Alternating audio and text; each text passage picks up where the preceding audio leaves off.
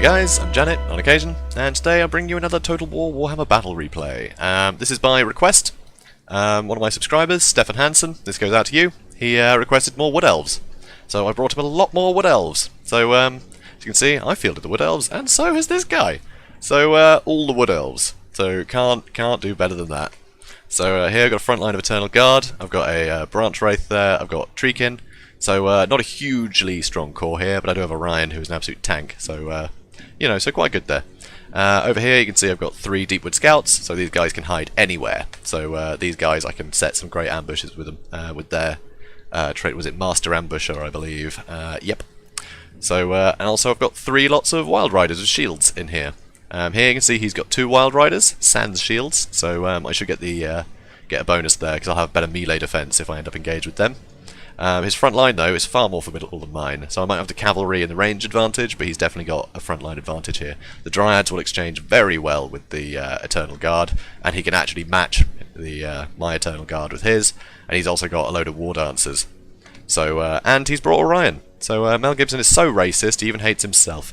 So he's fighting himself today. He's also brought a Branch Wraith, same as me, and he's got 1 Glade Guard, normal one, and with another one with Hagbane tips.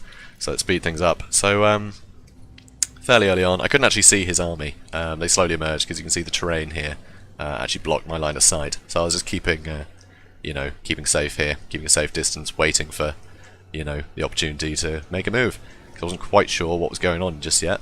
I didn't know these guys were here, but then he didn't know these guys were here. So there's a lot of people being, yeah, we're all being very careful with our hidden units.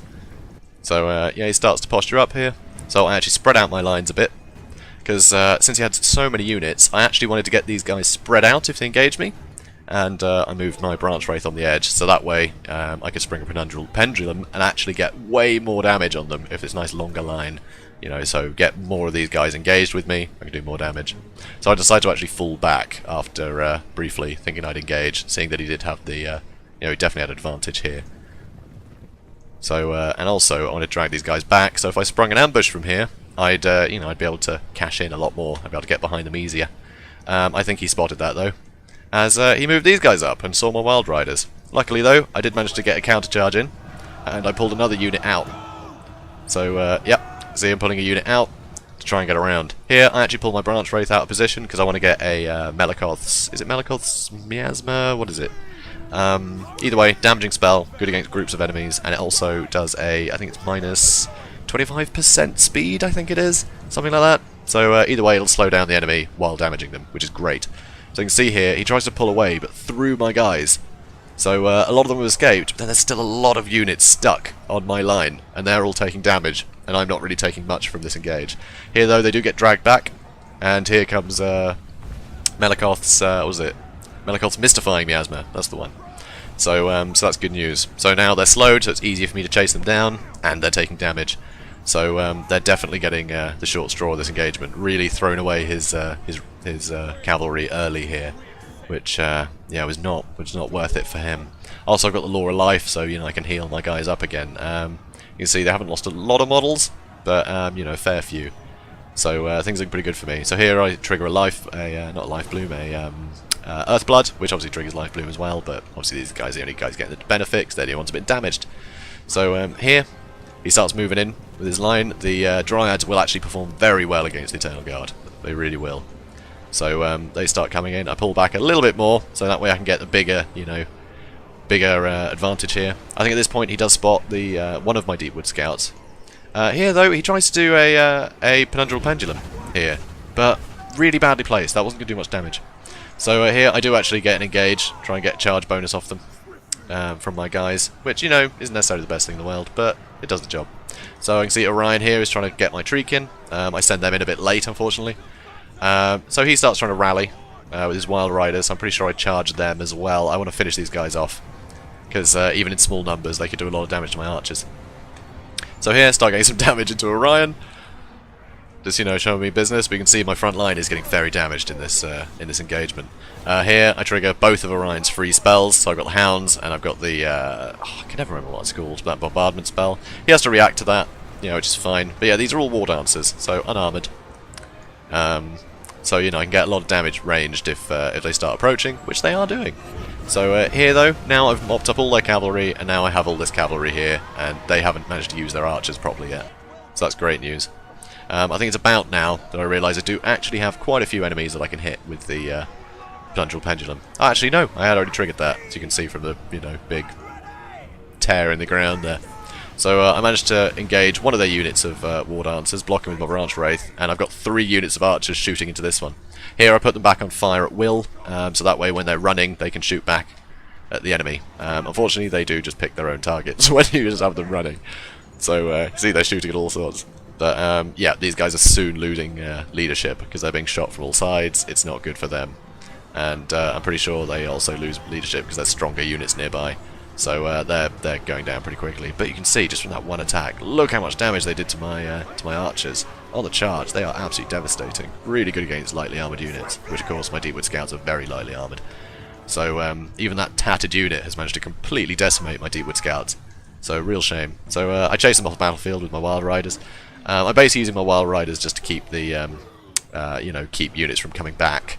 So because yeah, that's the thing that Wood Elves do a lot. They have such good leadership, they'll just keep coming back to fight more, and I don't want that happening. So I polished them off with my cavalry advantage that I now have.